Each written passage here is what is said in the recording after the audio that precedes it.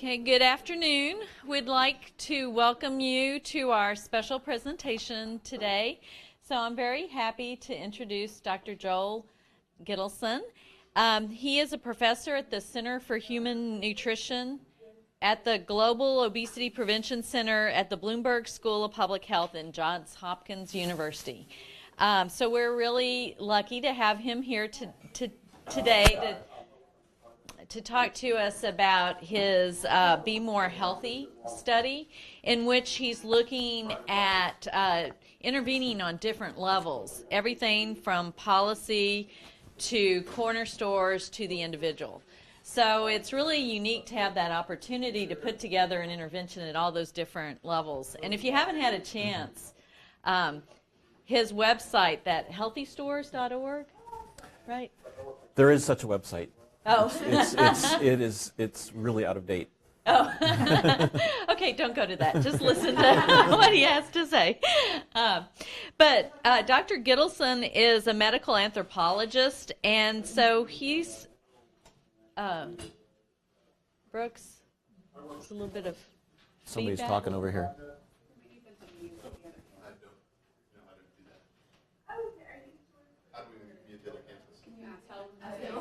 Casey? Oh. Sorry. You don't press one thing. Casey? Casey, can y'all mute? Sorry, we started. But I think I'll start again.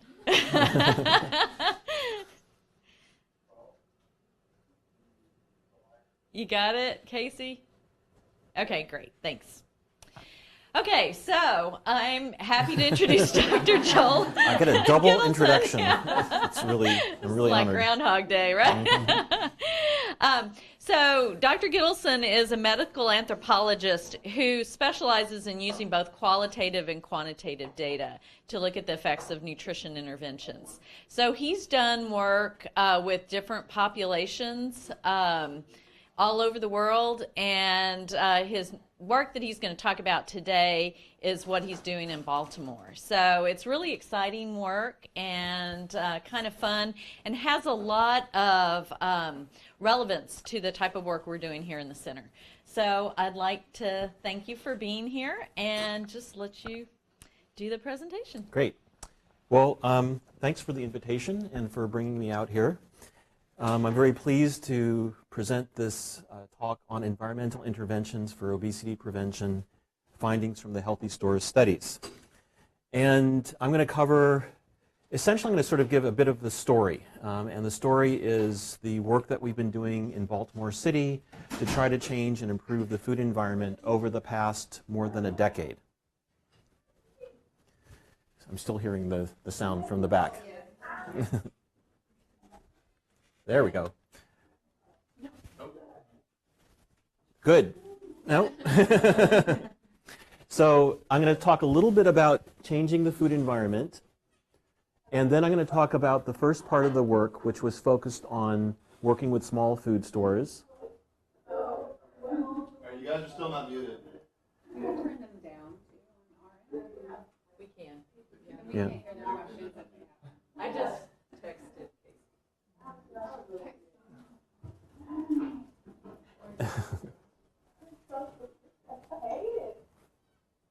There? Yes, good. Stop. Please. Good. Give them a thumbs up. Okay. So I'm going to talk about the first part of the work was working with small food stores in Baltimore, followed by some work working with prepared food sources, and continuing our work with multi-institutional interventions and programs. And in all of this work, what I'm trying to do is, and what I've learned to do more recently, is sort of tie in policy and policy linkages in the various aspects of this. So I'm not going to do a large literature review background, but I am going to talk a bit about, just present just one slide that sort of talks about what has been explored previously, which is this relationship between the food environment and obesity. And I know there's some controversy about this more recently, but what I want to say that in some of the earliest studies what we found is a relationship between having a fewer number of supermarkets, it being associated with higher body mass index or higher chronic disease rates. The further that you are from grocery stores or stores that supply a broader variety of healthy foods are associated with higher rates of BMI.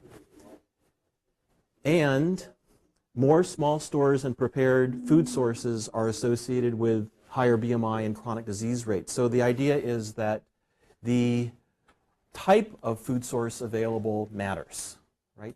So supermarkets, good. Corner stores, convenience stores, prepared food sources, bad. So that brings us to the issue of how could we possibly change the food environment in various settings. And there's a number of different ways that we could think about making these kinds of changes. So we could think about changing access to foods within small food stores or retail food stores or prepared food sources by perhaps increasing or decreasing the availability of less healthy foods, or perhaps by increasing the availability of healthier foods, especially in small food stores where they are not present. We can think about changing the physical layout of those stores to put the healthier foods up front and maybe making the less healthy foods sit somewhere in the back. We can think about renovations to stores. So many small food stores don't have dedicated produce refrigeration units, and so we can think about the addition of refrigeration units to those stores. And we can think about manipulation of price. So that could include increasing the price of the less healthy items to offset a reduction in the price of the healthier items. A whole other set of strategies to changing or improving the food environment relates to increasing access to food, but at a higher level within neighborhoods. So for example, by building new supermarkets in communities. So you're probably well aware of some of the financing initiatives that have taken place in Philadelphia, actually in several other settings as well, to encourage supermarkets to come into food desert areas of cities. We can think about developing farmers markets as a way to bring produce into underserved communities, or improving transportation. So getting, for example, I've seen some efforts that have gotten transportation for people who live in senior housing in low-income areas and take them to supermarkets and so forth. Another kind of change that we can think about in terms of making or improving the food environment is something that I get some criticism for, or some people say that this isn't really changing the food environment, but is changing the place that we provide information. So in other words, if we catch people at the point of purchase with our nutrition information, right when they're about to make that choice for what they're going to buy for lunch that day, or what they're going to cook for their family for dinner that night, or maybe it's the family's food shopping over the course of the next several days, I would argue that's a more immediate, proximal, and important place to catch people in terms of changing behavior than if you catch them at a clinical setting or a counseling session that may be hours, if not days, removed from that actual decision point. So it can be valuable to catch people right at the point of purchase. Then, of course, there are a series of initiatives that are being considered that are aimed at or focused on working at the level of policy. This includes setting standards within stores or requirements within especially small stores. So Minneapolis, they have a staple foods ordinance in the city of Minneapolis, which is essentially, it's law now, and so small food stores have to stock a range of healthier foods and includes depth of stock as well as just diversity of stock. You're all well aware of menu labeling efforts that have taken place in New York City and other settings. In Baltimore City, we're actually going through, and we're about 5 years into, a rezoning effort. And when we talk about rezoning, what we're talking about is being able to establish rules by what can be built where. And perhaps you could establish a zone around schools, for example, where there are no corner stores. Right? And you can make some really broad, sweep kinds of changes to the food environment through rezoning efforts. And of course, taxes. And there's lots of failed and perhaps some successful efforts to impose taxes on junk food, on sugar-sweetened beverages, and so forth. And that's another strategy that one could take. Another whole strategy involves the use of multiple strategies or multiple institutions at the same time.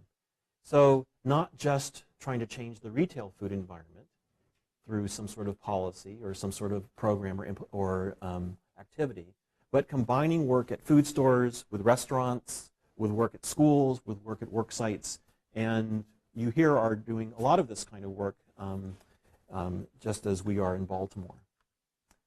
And then we can think about still other approaches, improving food networks. So working with distributors, with producers, with retailers to get healthier foods into those stores by establishing or working to improve those networks that may be challenged in terms of accessing or providing healthier foods in some of the lower income communities.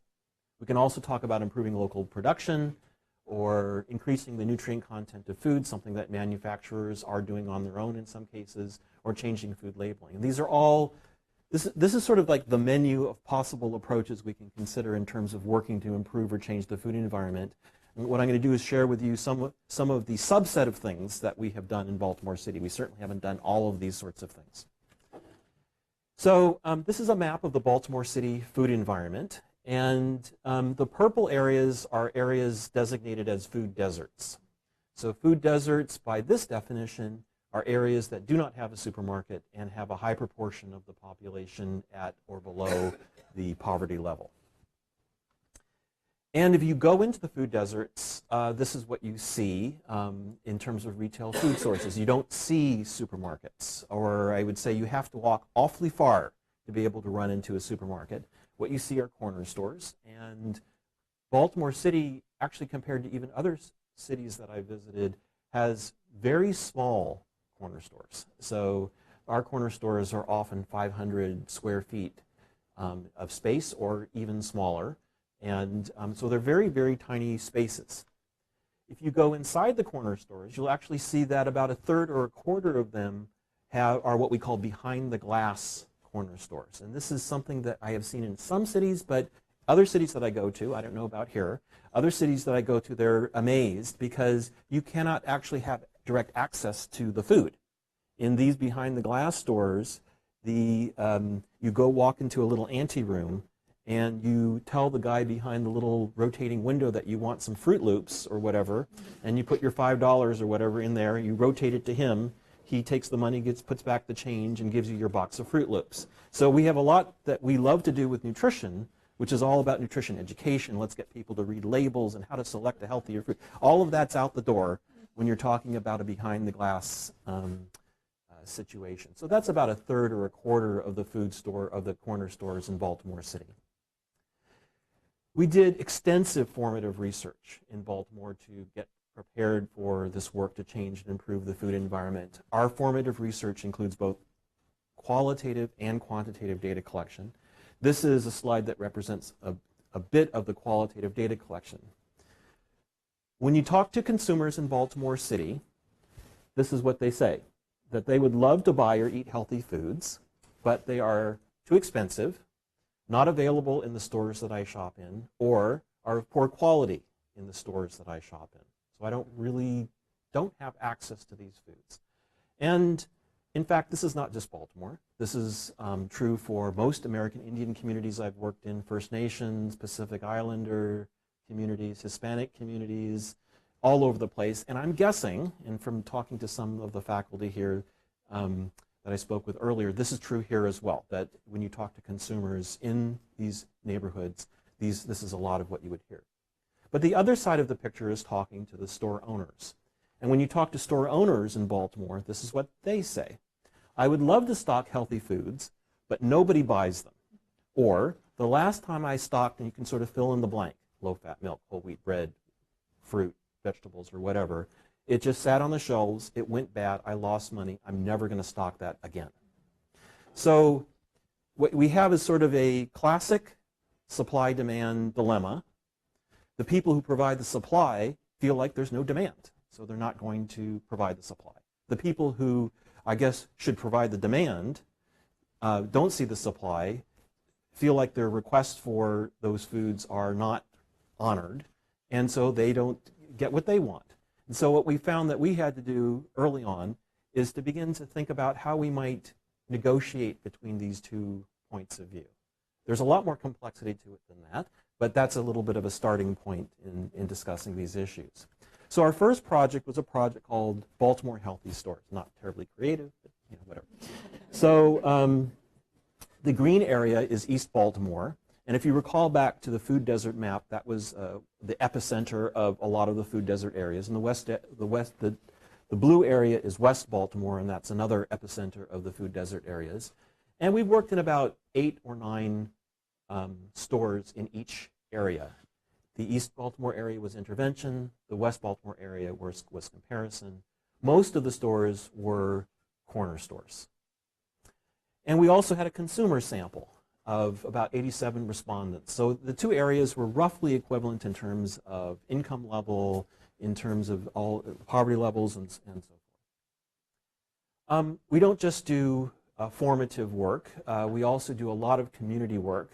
This one slide represents a lot of that. One of the techniques that we use is community workshops, where we bring people from the neighborhoods, community associations, from the city health department, from social services, and they do a lot of the brainstorming and prioritization that helps us set the standards for, well, which foods should we promote?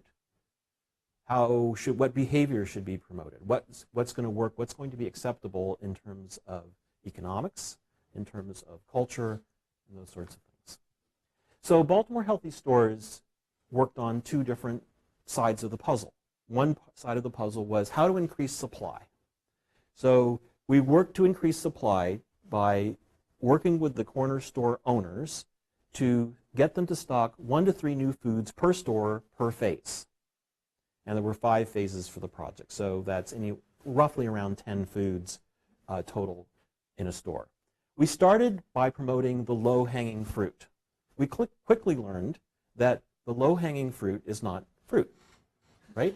So fruit is perishable. It can be hard to source. It goes bad quickly, and so forth. And so those are not the foods that you really want to start off an intervention in a small store getting them to stock, because you have a high risk with those foods. You want to get something that's less perishable, more shelf stable. We started off with breakfast cereals, so higher fiber, lower sugar breakfast cereals. How did we incentivize the store owners to stock these foods? We provided stocking guidelines for them. We provided promotional materials, and we did, you'll see in a moment, interactive sessions in the stores to encourage the stocking of those foods. But importantly, we provided an incentive card to their wholesaler. So essentially, what they expressed in the formative work was, this is risky for us. And $30, $40 lost to us is meaningful. And so we don't want to risk buying a bunch of low-fat milk that's just going to go bad, and then we'll have to throw it out. That's, we can't tolerate that. So we essentially primed the pump by giving them, at the beginning of each phase, a gift card to their wholesaler with the purpose that they would use that to buy it was priced at like about $30 or $40 per gift card. And the idea was that they would use it to buy a starter stock of that particular food. And then hopefully demand would be there, it would get sold, and then they would replace it on their own. These are some of the materials that were developed by a local artist from East Baltimore that were used to promote some of the foods. And we did interactive sessions in both the large and small food stores. A lot of these interactive sessions centered around taste testing. So some of the foods that were being promoted were new foods. So people had not consumed them before. So let's say low-fat milk, right? So in our formative work, people said, well, that's water. It looks like water. It's going to taste terrible. I'm not at all interested in drinking that. I'm going to stick with my whole milk. And so we did a taste test, as an example, where we poured into 4 little Dixie cups, one the whole milk, one the 2%, one the 1%, one the skim. We did not tell them which was which. And we asked them to taste each one and to tell us which one tasted better. Not which one is the fattier whole milk, but which one tastes better. And what would you guess would be the percent who said that they selected a lower fat milk as a better tasting milk?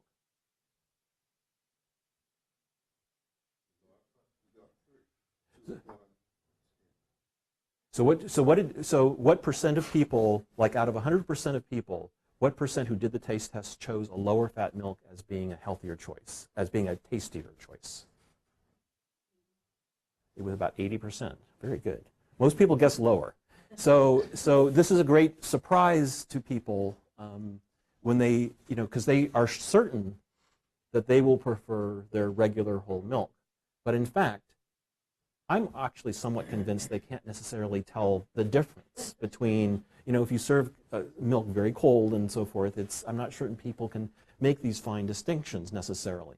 But 80% chose the lower fat milk. And this is the kind of thing that we do as sort of to create an aha moment for consumers that in some cases increase their purchase of those foods.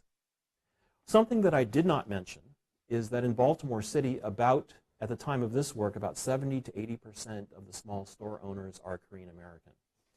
And this is very challenging in many ways. So there are language differences. There are fairly strong cultural differences about how things like respect is shown in the Korean American traditional culture and in the African American culture. And in fact, in some ways, diametrically opposite.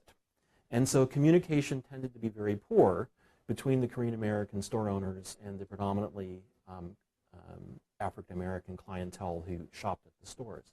And so we actually developed a set of materials to work with the store owners as part of this intervention, both in terms of nutrition, but also in terms of understanding and communication and so forth to follow various cultural guidelines.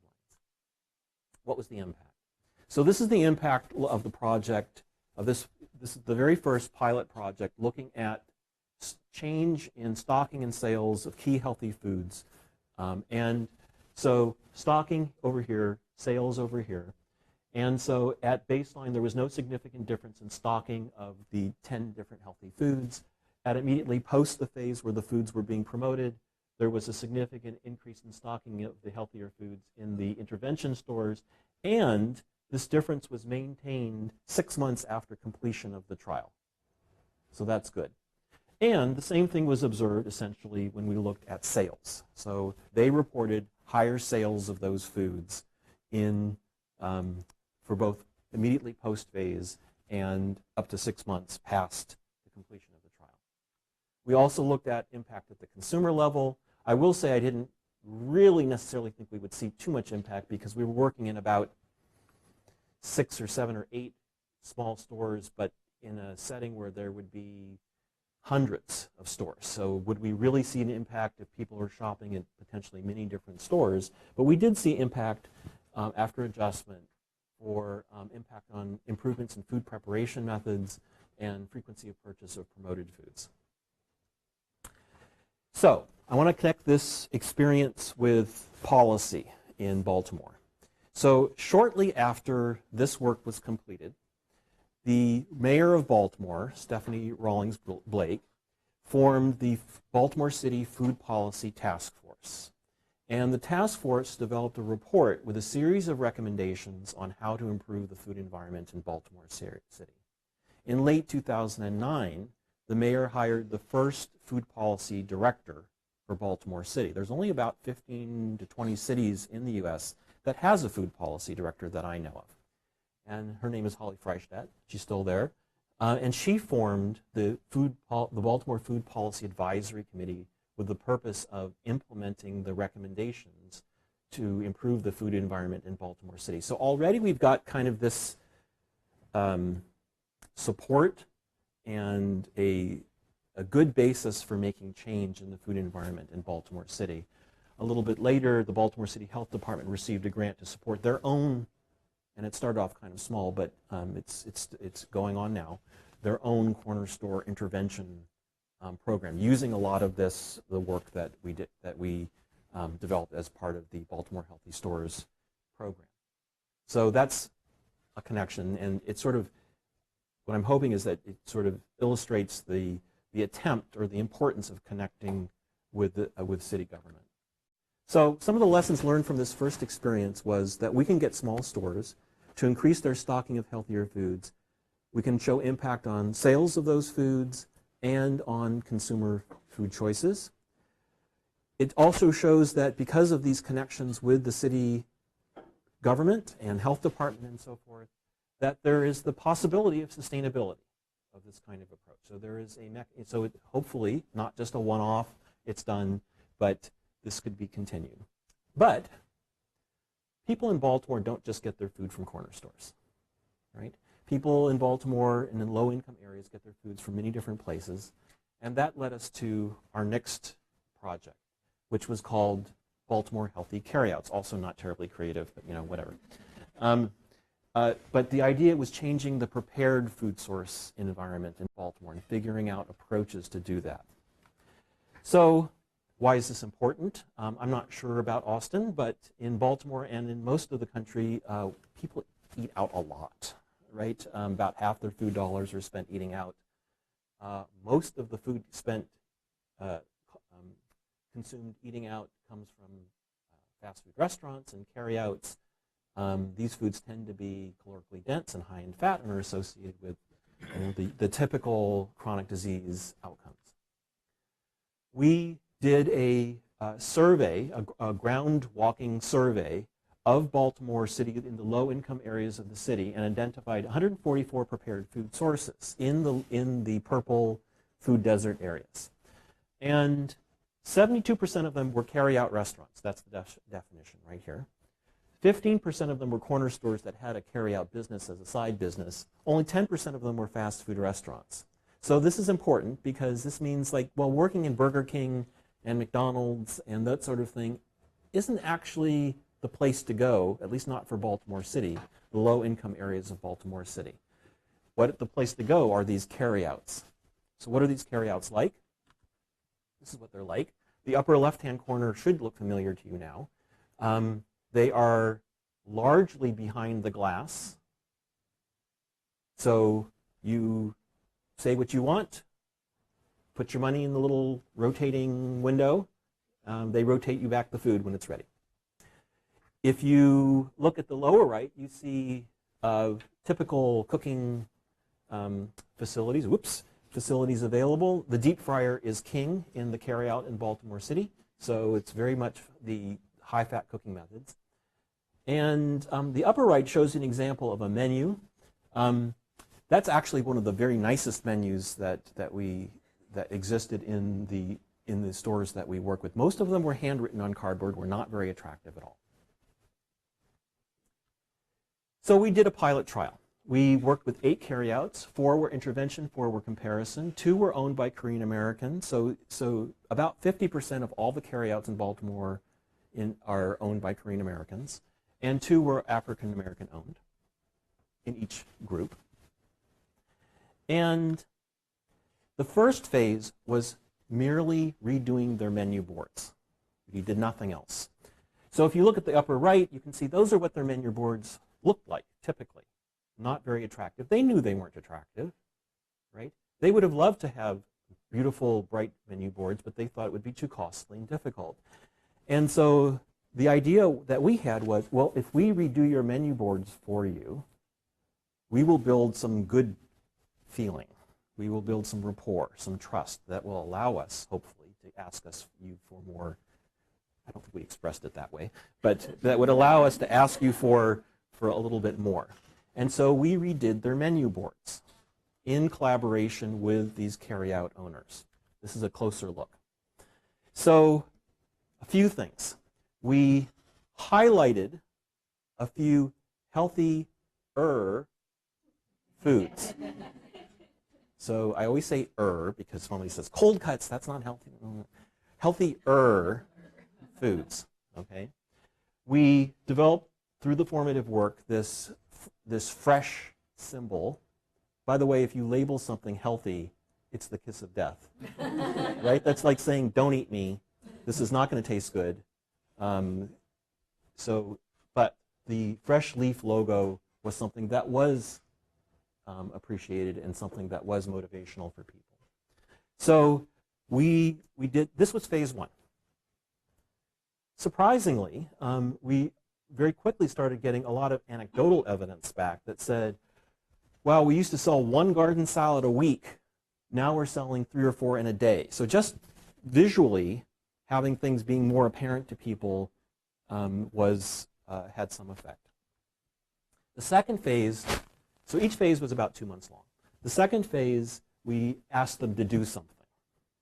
So we asked them to introduce healthier side dishes and healthier beverages. And the third phase was this is 4 months in. Hopefully we have a good relationship with them. We worked with them to improve their food preparation methods and taught a grilled chicken recipe, a marinated grilled chicken recipe. And we worked with the store owners to do a healthy combination meal promotion with a price reduction. Now, I think if we had come and asked them to do this, the first thing we asked them to do, they would have been completely disinterested. There would not have been any rapport or any trust. But since we were asking it 4 months in, we had already done a nice job on fixing up their menus, and we did a lot of other things as well. I think that helped to establish some rapport. How did we evaluate this? This is where all you doctoral students come in really handy. So we gave them each a metal box. We gave them each these little order sheets. So they kept no records, right? Just like the corner stores, they keep no records. So we asked them to write the order on the little sheet and put it in the box after it's been filled. They did this 186,000 times, which we collected every week. Half of them were in Korean. So this was the doctoral work of Sung-hee Lee, that may give you a clue of how we handled this, who essentially translated everything and so forth. And so this was the way that we tracked sales. And so this is looking at, so the orange bar is the comparison carryouts, and the purple bar are the intervention carryouts. And basically, we saw a significant increase in the sales of the healthier foods as soon as after the very first phase. So it's comparison to baseline. So compared to baseline, there was quite a significant increase in sales. That's just from the menu board, right?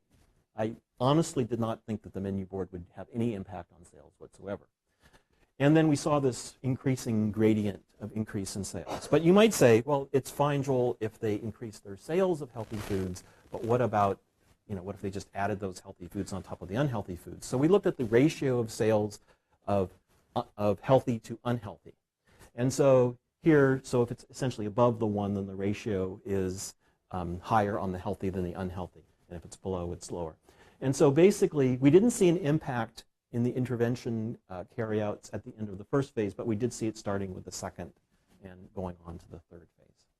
So we were pretty happy about that, and even more happier than this, and I wish I had a better graphic to show this, but this is total revenue. So this is quite rare to have this kind of information. So we saw significant increases in total revenue. So this is not dividing it up between healthy, unhealthy foods. I wish I could say it was profit, but getting profit data is really tricky. So, but there was significant increases in total revenue in our intervention stores compared to our comparison stores, which actually saw decreases in revenue compared to baseline over time. Yeah. The $250, you said they reduced maybe I didn't get it right, but they actually reduced the cost by $2.50. Yes. So they sold a combination meal of a grilled chicken sandwich, a bag of baked potato chips, and a bottle of water for $2.50 cheaper than it would have been if they to sell the items, I guess, alone. So I actually, and they did it without incentivization. So I was actually prepared, and I had set money aside to subsidize the cost of that.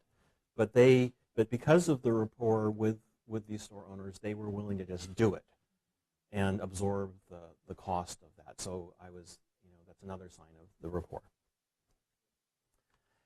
Application, so link with policy. So the city's Office of Planning has adopted the carryout program and is implementing it in the 6 public markets in Baltimore City, which are, these public markets used to be full of fresh produce and so forth. It still has some, and raw food products that you could take and prepare at home. But now it's mostly little carry-out stands. So we use that to our benefit. So lessons learned from this experience was that we can get small carryouts to change and show impact on sales. I haven't shown you the data on consumer food choices, but we saw increases in consumer purchasing associated with the intervention, and that sustainability of carryout interventions is a possibility in Baltimore. But how can we combine these kinds of approaches? And possibly, all these previous trials had focused on adults. What can we do about children? Because, as we know, you'd rather catch things earlier than later. So we did another pilot trial, which was our first multi-level or multi-component trial, more as a feasibility thing, where essentially we took 6 Baltimore City recreation centers and paired them as intervention and paired them with 6 as comparison and tried to change the food environment in and around those rec centers. So worked in multiple food sources. We did the same sort of things that we did in the previous trials with corner stores and carryouts, increasing availability of healthy foods, doing point-of-purchase signage, doing interactive sessions, but we added something. We added peer educators and cooking classes for kids in rec centers because in our formative work for here, we found out that a lot of the kids are actually doing home food preparation. Now, this doesn't mean that they were maybe what you might be thinking about in terms of cooking fancy meals or something like this, or huge recipes, but they were heating food, combining elements to make something to eat. We also did recreation center staff training. And a set of materials were developed by a local community organization called Kids on the Hill. These are both some of the youth leaders and some of the kids that they were working with. They did these interactive activities in the recreation centers. We found that a greater exposure to intervention than comparison youth, as you would hope. We saw that the intervention youth increased their outcome expectancies and knowledge. And we saw a significant impact on BMI. This was kind of a surprise because I hadn't powered it to see this. But among those kids who were overweight or obese at baseline, we saw significant reductions in BMI. So lessons learned from this experience. It's feasible to intervene in multiple venues simultaneously in Baltimore. We saw some health impacts. But this leaves the question about sustainability. So can we sustainably impact in the Baltimore food environment at multiple levels? What are the best approaches or levels for intervention? How can they be integrated, and how to engage policymakers in a more meaningful way? So this takes us to the last and biggest trial, which is called Be More Healthy Communities for Kids, and it's ongoing right now. The goals of this trial are to develop a community-based obesity prevention program operating at multiple levels of the Baltimore City food system. It's to increase affordability, availability, purchase, and consumption of healthy foods in 15 recreation center-centric neighborhoods. Actually, it's 14 and 14 comparison. To impact at multiple levels in terms of food pricing, availability, adult food purchasing, preparation, their obesity, children's obesity, diet, psychosocial factors. Many different types of outcomes. This is the design. So essentially, now that 30 doesn't add up anymore. It's 14 and 14, so that's 28 now. But essentially, we've implemented the program in 2 waves. It's too much work to do it all in one big wave. So the first wave is completed, and we are just starting the second wave of the program now. So I don't have results to share with you of this trial, but it's an example of what we've been trying to do based on what we've learned previously. So this is some of the baseline data for the first wave. So among the children, these are children in our study sample of their ages 10 to 14. So about 43% were overweight or obese, and their adult caregiver, 86% were overweight or obese. And this graphic represents the program. that we've implemented or are implementing. And it includes 5 main pieces, but they're all sort of interconnected in various ways. So cornerstone store, so what I want to do is emphasize the parts that are new from what I've presented to you already. So at corner stores, similar sort of thing, series of phases emphasizing different foods, each phase being 2 to 3 months long. There are some new things in these pictures that I'll reference a little bit later, but same sort of thing. Other maintained features including the gift cards to wholesalers, still doing that. In-store interactive sessions, still doing that. Shelf labels. Something that I'm not going to present on very much, but I want to say to you, is that we collect a lot of process data.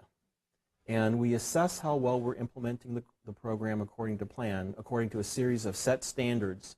So length of the interactive session, number of child interactions during the each interactive session, number of training videos watched. And we've set standards for low, medium, high.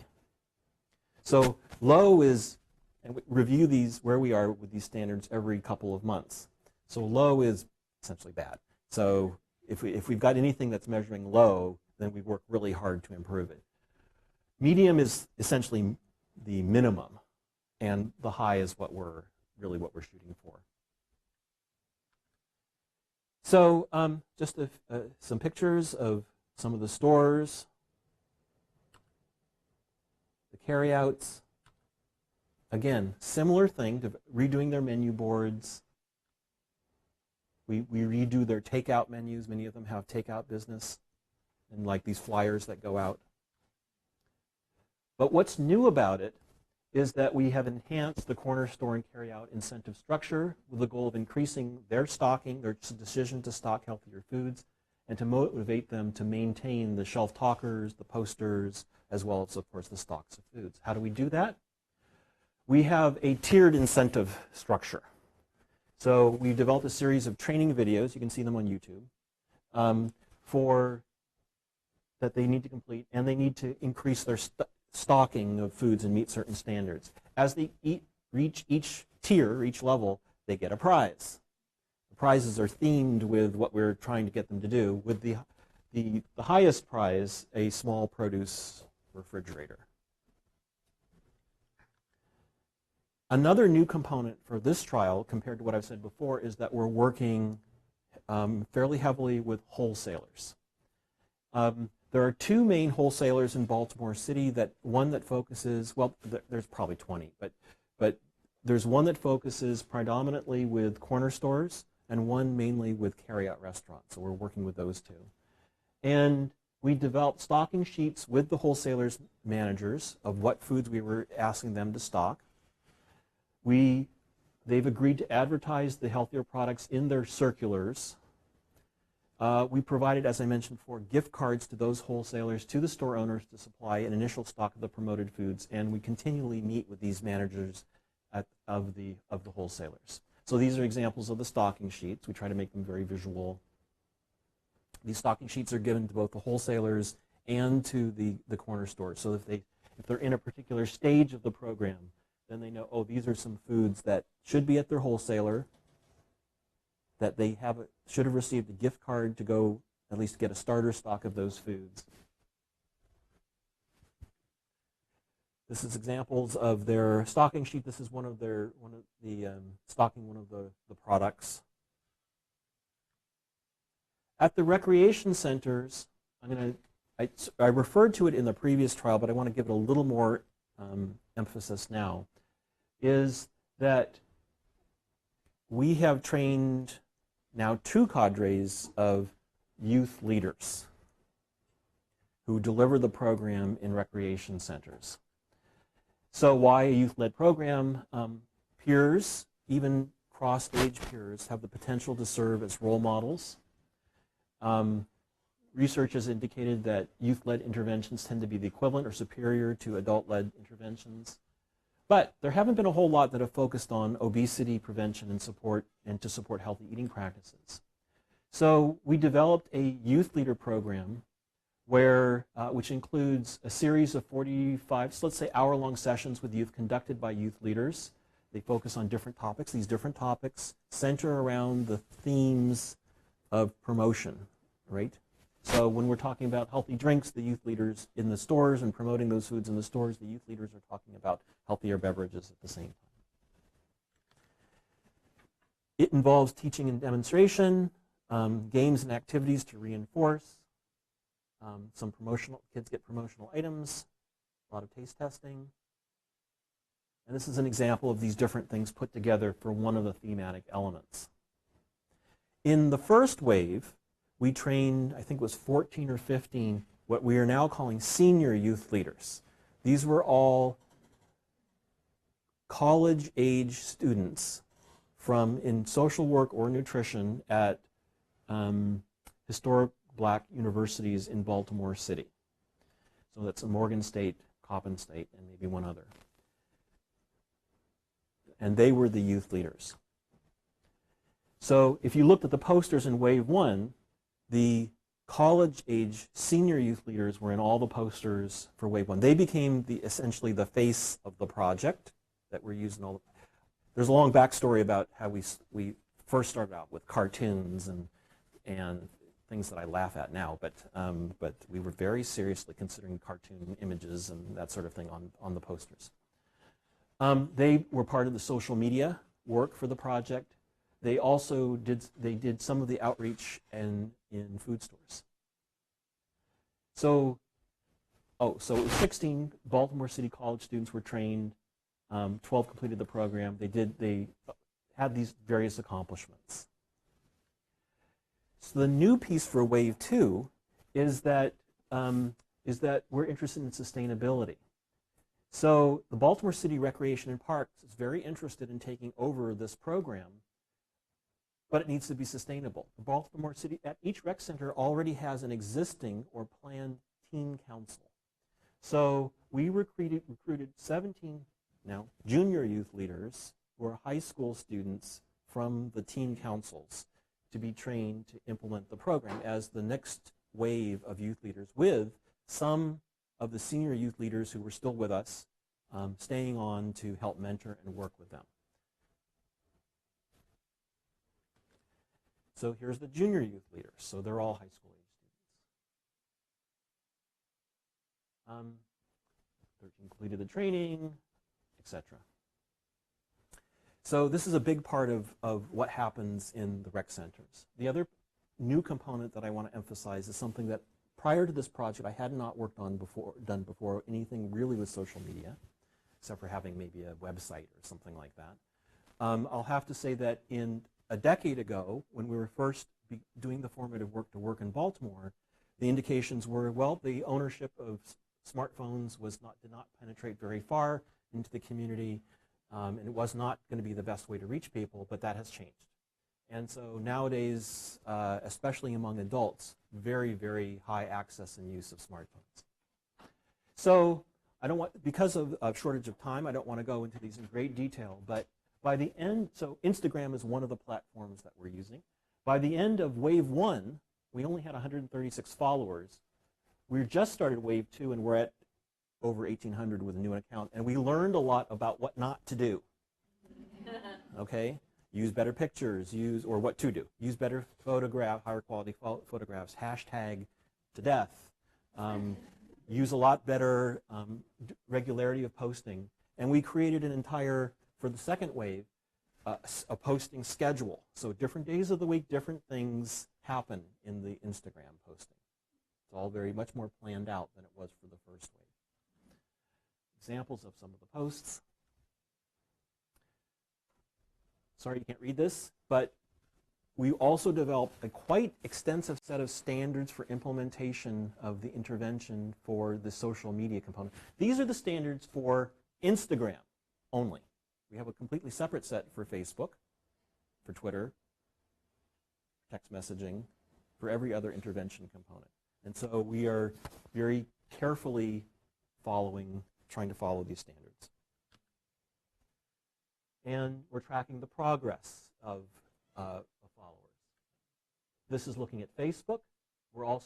We've doubled our following in Facebook. We're also using a schedule for posting in Facebook.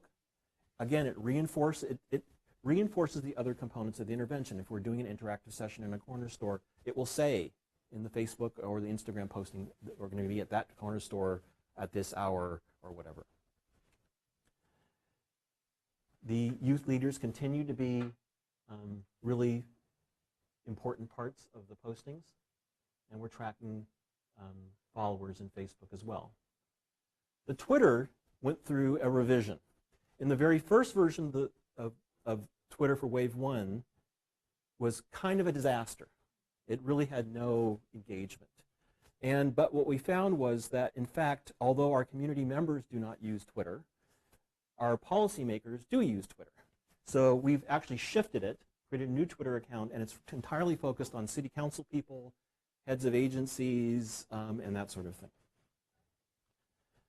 Twitter posts, we're tracking enrollment progress. Something fell off, I'm not sure what happened. And texting. Texting in Wave 1 was actually quite successful. We had about 70 to 80% of our intervention sample were part of the texting program. So far we were having actually more trouble with that part than any of the other social media platforms for Wave 2, but we're working on it. And we have a whole weekly texting structure, 3 to 4 texts per week. And we're tracking enrollment and engagement in texting, in the texting work over time. The last component I want to share with you is policy. So this project is not intended to be a one-off, right? It's intended to be something that's maintained and sustained. I've tried to give you some ideas about how we're doing that. But we are working with key stakeholders in the city to develop and build the evidence base to support policies for a healthier food environment in Baltimore City, as well as sustaining BHCK program activities. So we want to support their initiatives to improve the food environment, as well as getting support for the stuff that came up through the program.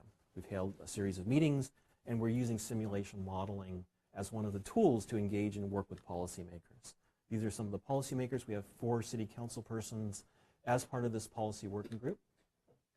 We developed, Dan's probably talked about this in his work, but we developed an agent-based model that models this area of the low-income food environment in Baltimore City. It's essentially a SimCity model of the food desert areas of Baltimore City that allows someone to change something about the model, change like what would happen if I got the corner stores to stock a much higher set of healthier foods. What would be the potential impact on diet, on physical activity, or not physical activity, but in BMI. And the model has a series of about 300 children as agents taken from real data.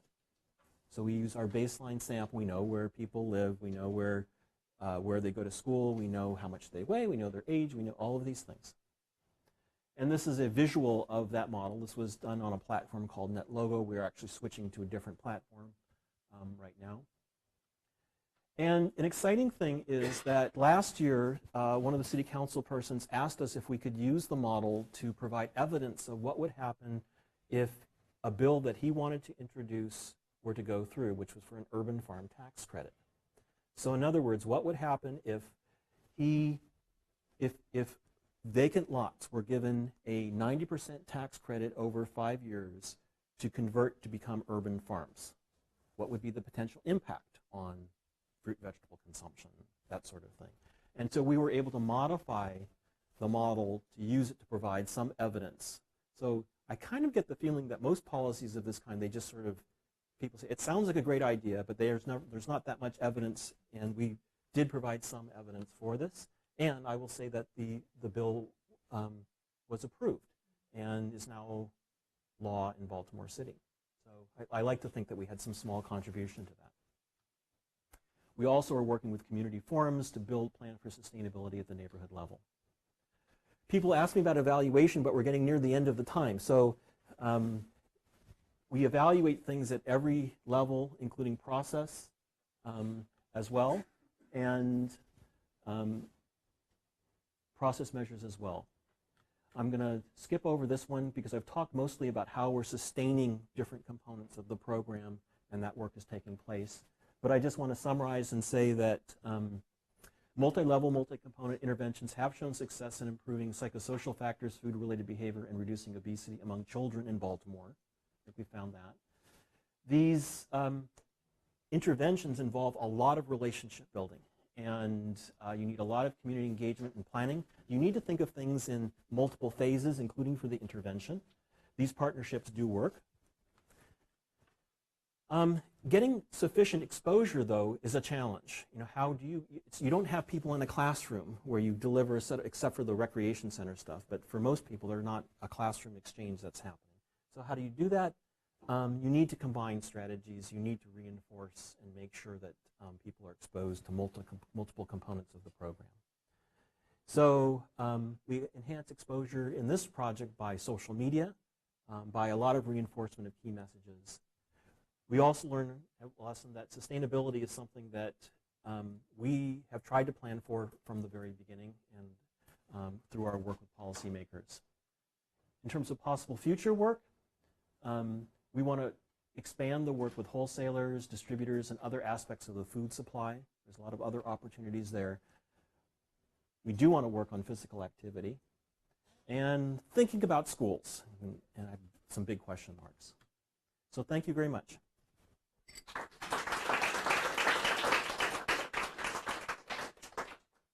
Joel, we're going to lose Houston in just a second. Okay. So, Casey or anyone there in Houston, if y'all have a question, maybe we can start there.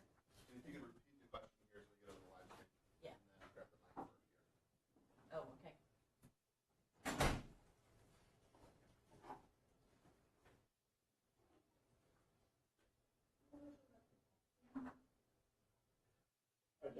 Can you just talk a little bit? Hi, thank you for the wonderful presentation, everybody here in Houston. It's very pleased. I'm Srila Sharma, one of the faculty at the Dell Center, and one of the questions we had was, can you talk a little bit about the texting? I know you mentioned it. How did y'all use it, and was it successful? So do I need to repeat the question? Yeah. So the question was, how did we use texting and was it successful? So I would say for the first wave of the program, texting was the most successful form of social media. It was the most targeted form of social media, because the problem with Facebook and Instagram, you don't know who's looking at it. You don't know who those followers were. They don't identify themselves. But for texting, we actually enrolled people in the texting program, and they were directly engaged with it. And so we actually had about 70 to 80% of our intervention evaluation sample were the caregivers were part of the texting program. So I think reach was good with the texting program. How we used it was we had a series of weekly texts that went out. They were of different types. Some texts would be general nutrition advice. Some texts would be very specific to events that are happening as part of the program. So for example, saying, go to Joe's Corner Store, they have broccoli on sale, or something like that. Some of the texts would be interactional. So in other words, it would say, do you plan on setting a goal for eating 3 servings of fruits and vegetables this week, or every day this week? Yes or no? And people could respond to that. And the program that we were using would tally that information. And then we could ask a later question, did you follow through with the goal of doing that? So a lot of the texting programs, software that's out there allows you to have exchanges with people through texting, and it becomes another form or source of data.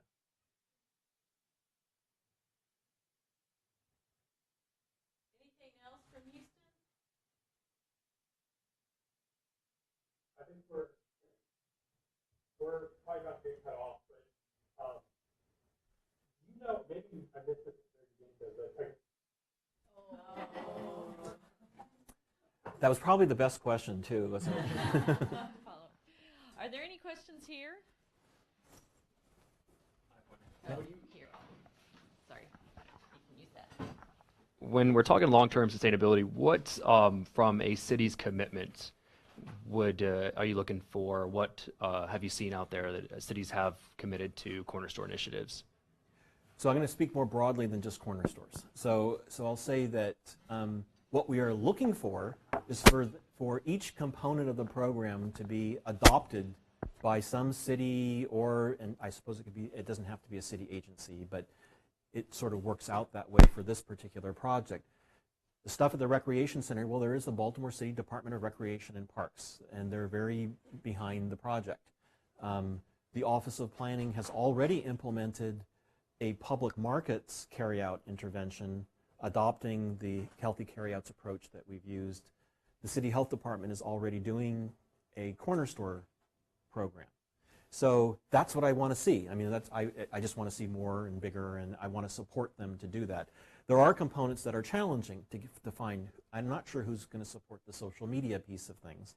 That takes considerably more effort and time and planning and so forth than I'd given it credit for. And so, you know, there are things that we need to think through. So that's part of it. Is we already have identified partners who, at least initially, are willing to take on these different components and are doing so. I think we have to plan on different measures to make sure they are institutionalized and build capacity so they can do that. So I think that needs to be as part of our planning and work that we do. I think they also want to see evidence. So they want to see that there was an impact, and that gives further credibility to adopt these kinds of programs. Now, at this other level is policy. And in policy, what seems to be working best in Baltimore City, at least, is figuring out ways to support, in some ways, the evidence needs of the policymakers to support their initiatives to improve the food environment in Baltimore City, and there are many. So I mentioned the urban farm tax credit, but that's just one. There's also an initiative to change all the vending machines in government buildings to, this may even be a state initiative, but it's definitely, at least at the city level, to 50% healthy. You may say, well, why not 100%? But 50% healthy. There's an initiative to label sugar-sweetened beverages with the amount of sugar in them. So all of these different things are underway. The thing is that there isn't a huge evidence base in terms of what would be the potential impact of these things. Well, that's one of the things that the simulation models that, and it's not me developing, I want to give credit where credit is due. We have a whole modeling team who develop these simulation models, different ones, and are developing the ones for Baltimore City, who I keep over-promising and saying, yeah, we'll do that. We can get them to that. And then I say to them, can you do this? And they say, well, Joel, you realize how much work this is to do this. But I do think the modeling team through the director of the Global Obesity Prevention Center, that's Dr. Bruce Lee, has made a lot of advances in terms of continuing to refine and make the model something that could be applicable to address city needs, and hopefully then can be scaled up to other urban environments pretty easily. You're saying how much is your program funded for to run this program in general? Well, that's a toughie, because so we got a U54 grant from the NIH, but that's to fund this huge center and 3 projects, and then one of the projects is my project. My project is, we're academics, we're researchers, and so it's evaluated from here to kingdom come. And I would never really expect any city health department to ever do as much. They would have to hire lots of staff and so forth. From the city, actually. Okay. So we're launching this program now. And I wrote a 50K is for outreach, but then I have another. The other 50K is put in just for evaluation. So So that's good that you're allocating to evaluation. You might need to put a little more. Yeah, no, the reasoning behind that is once you reach a certain threshold, it goes to council. So we're Right. going to be able to fund. We have another separate media campaign I put out for $300K, which will be launching here in the next couple months, which will support those efforts. Internally, we're going to cover all the printing costs, all the material support for them. So we're going to handle a lot internally as well. We just need to get the contract at the door in the time frame we have. So that's why there's certain amounts earmarked for it. But those that's changes good. will be made. So we are doing a costing analysis where we for city health departments with the idea of, you know, column A, B, C. So, you know, what's the strip down, just the program? What's the program plus minor evaluation? What's the program Cadillac evaluation? You know, several different variations, and then by program component. Now, I'll have to say, the evidence that we're going to produce from this trial is not going to be able to say, social media gets you this, but social media and the store piece gets you that. And if you throw in the carryouts, you get all this effect. It's not designed that way. It's basically all or nothing.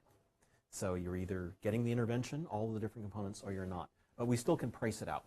And I think we'll have a lot of evidence from the process evaluation which will help us to be able to say, well, you know what, this had pretty lousy reach, or the dose received was very low. You know what, it's probably that it did not have much impact on the outcomes that we saw, so maybe it could be not part of the program.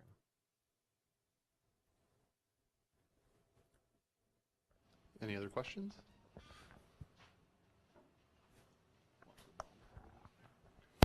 I think we're good. Thank you very much. You're welcome.